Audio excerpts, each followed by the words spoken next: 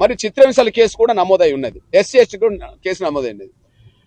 ఒక SC ST కేసులో నిందితుడనబడుతున్న అక్రమ నిర్బంధం చిత్రహింసల కేసులో నిందితుడనబడుతున్న సురేష్ రెడ్డిని సస్పెండ్ కాకుండా అరెస్ట్ కాకుండా అడ్డుకుంటున్నది ఉత్తమ్ కుమార్ రెడ్డి గారు. అంటే ఎస్సీ ఎస్టీ చట్టాన్ని నిర్వీర్యం చేయడానికి ఉత్తమ్ కుమార్ రెడ్డి గారు మంత్రివర్గం నుండి ప్రయత్నం చేస్తున్నాడు. ఆయనను బర్తరఫ్ చేయాలని చెప్పి నేను డిమాండ్ చేస్తున్నా. ఆయనను మంత్రివర్గం నుంచి తొలగించాలని చెప్పి నేను డిమాండ్ చేస్తున్నా. ఆయనకు అర్హత లేదు. గత పిసిసి అధ్యక్షుడు ఉన్నప్పుడేమో పోలీసుల మీద చర్యలు తీసుకోమని చెప్పి మాట్లాడిన ఉత్తమ్ కుమార్ రెడ్డి గారు ఈరోజు మంత్రి హోదాలో ఉండి తన సొంత సామాజిక వర్గానికి సంబంధించిన ఎస్ఐ రెడ్డిని మాత్రం కాపాడుకోవడానికి ఆయన తంటాలు పడుతున్నాడు. ఎస్సీ కమిషన్ ఆదేశాలు కూడా అమలు కాకుండా అడ్డుపడుతున్నాడు.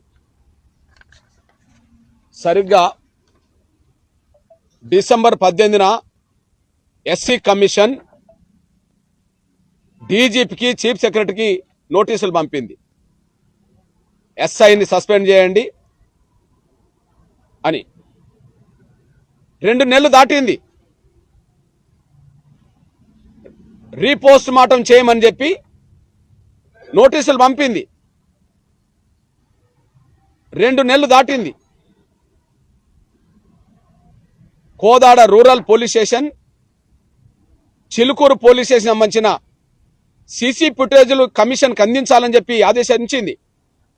కానీ సీసీ ఫుటేజీలు ఇంతవరకు అందించలేదు. అంటే వాళ్ళు ఎస్ఐని సస్పెండ్ చేస్తలేరు, అదే సమయంలో రీపోస్ట్ మార్టం చేస్తలేరు, సీసీ ఫుటేజీలు అందించట్లేదు. అంటే ఎస్సీ కమిషన్ ఆదేశాలను కూడా పట్టించుకోకుండా ఒత్తిడి తీసుకొస్తున్నది ఉత్తమ్ కుమార్ రెడ్డి గారు అనే విషయం మేము స్పష్టం చేస్తున్నాం. కాదని చెప్పమానండి ఆయన. 2 నెలల తర్వాత మళ్ళీ ఫిబ్రవరి 19న, ఇది డిసెంబర్ 18 అవుతే, ఇది డిసెంబర్ 18 2025 అవుతే ఫిబ్రవరి 19న మళ్ళీ రెండోసారి ఆదేశించింది. ఖచ్చితంగా ఎస్ఐని సస్పెండ్ చేయడమే కాదు, ఎస్ఐని అరెస్ట్ చేయాలి, రీపోస్ట్ మార్టం చేయాలి, సీసీ ఫుటేజీలు అందించాలి వెంటనే అని చెప్పి మళ్ళీ పంపింది. దీన్ని కూడా రీపోస్ట్ మార్టం చేస్తే చిత్రహింసల వల్లనే మరణించిండు అనే విషయం రుజువు అవుతుంది కనుక రీపోస్ట్ మార్టం చేస్తలేదు. సీసీ ఫుటేజీలు అందిస్తే అక్రమ నిర్బంధంలో పెట్టుకున్నారనే విషయం వాళ్ళ పోలీస్ స్టేషన్లో రికార్డు చెప్తుంది కనుక సీసీ ఫుటేజీలు అందించట్లేదు. తన రెడ్డి సామాజిక వర్గం కనుక ఆయనను సస్పెండ్ కాకుండా ఆపుతున్నాడు అనడానికి సాక్ష్యం ఏంటంటే ఎస్సీ కమిషన్ మీద కూడా ఒత్తిడి తీసుకొస్తున్నాడు. ఎస్సీ కమిషన్ మీద కూడా ఒత్తిడి తీసుకొస్తున్నాడు. ఆయనకేం పని? బాధితుల పక్షాన ఉండాలనా, నిందితుల పక్షాన ఉండాలనా? ఇక్కడ బాధితులు ఎస్సీలు, అక్కడ నిందితుడు రెడ్డి. బాధితుల పక్షాన ఉండాల్సిన ఉత్తమ్ కుమార్ రెడ్డి గారు నిందితుల కొమ్ము కాస్తున్నాడు. ఎస్సీ ఎస్టీ యాక్ట్ అమలు జరగకుండా అడ్డుపడుతున్నాడు. కొంతమంది ఆ ఎస్సీ కమిషన్లో ఉండబడే మెంబర్లతో ఎవరికైతే రాజకీయంగా సాన్నిధ్యం ఉంటుందో ఆ రాజకీయంగా సాన్నిధ్యం ఉన్న ఎమ్మెల్యేలతో మాట్లాడి దయచేసి ఎస్సీ కమిషన్ చెప్పి ఎస్ఐని ఇళ్ల నుండి తప్పించమని చెప్పే ప్రయత్నం చేస్తున్నాడు. డైరెక్ట్ ఎస్సీ కమిషన్తో కూడా మాట్లాడి ఎస్ఐని సస్పెండ్ కాకుండా కొద్దిగా చూడండి అని చెప్పి రిక్వెస్ట్ చేసే పద్ధతిలో మాట్లాడుతున్నాడు.